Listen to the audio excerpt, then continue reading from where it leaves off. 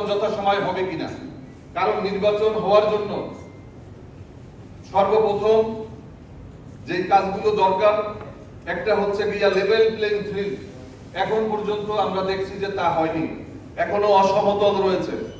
এখন পর্যন্ত অবৈধ অস্ত্র উদ্ধার 1 বছর হয়ে গিয়েছে। আওয়ামী লীগের যদি কারো কাছে একটা বৈধ অস্ত্র থাকে, তাহলে 5টা অবৈধ অস্ত্র আছে। আমরা এগুলো তো দেখেছি।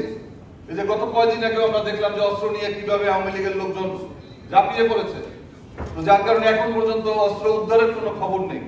এখন পর্যন্ত যে পুলিং অফিসার ডিএনএ টেস্ট করে তারপরে পুলিং অফিসার নির্ধারণ করেছিল আওয়ামী লীগ।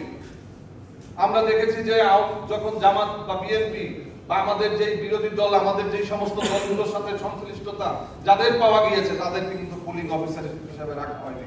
যার কারণে টোটাল এটাকে ঝেঁটিয়ে পরিবর্তন করতে হবে, নতুন তালিকা করতে হবে। তার জন্য কোনো উদ্যোগ আমার জানা মতে, আমি ফিরোজপুর 2 আসন থেকে বিগত নির্বাচনে ধানের শীষে নির্বাচন করেছিলাম। আমার এলাকাতে খোঁজ খবর নিয়েছি, বলছে এখন পর্যন্ত এই কার্যক্রম শুরু হয় না। তো কবে শুরু হবে, কি নির্বাচন করবে? তো যার কারণে সন্দেহ সংশয় আমাদের দূর করা দরকার। রিটার্নিং অফিসার আমরা দাবি জানিয়েছিলাম লেবার পার্টি, যে নির্বাচন অফিসারদের মধ্য দিয়ে তারপর রিটার্নিং অফিসার করতে হবে। কারণ আমরা দেখেছি যারা ক্ষমতায় যাওয়ার একটা মানুষের ভিতরে আওয়াজ উঠে, প্রশাসনের ভিতরে, তারা তখন তার পদগ্রহণ করা শুরু করে। স্থানীয় প্রভাবশালীদের পক্ষে তারা ভূমিকা পালন করে।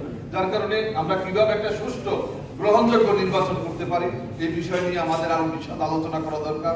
খেলাফত মজলিসের মতো আরো যে সমস্ত রাজনৈতিক দল রয়েছে, আরো বেশি বেশি আমাদের এই আলোচনা এবং বিভিন্ন পথ পদ্ধতি নিয়ে আলোচনা করে আমরা একটা সুষ্ঠু সমাধানের দিকে যেতে পারবো, এটাই আমাদের উদ্দেশ্য। আল্লাহ আমাদের কবুল করুন। আল্লাহ হাফেজ। বাংলাদেশ জিন্দাবাদ। বাংলাদেশ লেবার পার্টি জিন্দাবাদ। বাংলাদেশ খেলাফত মজলিস জিন্দাবাদ।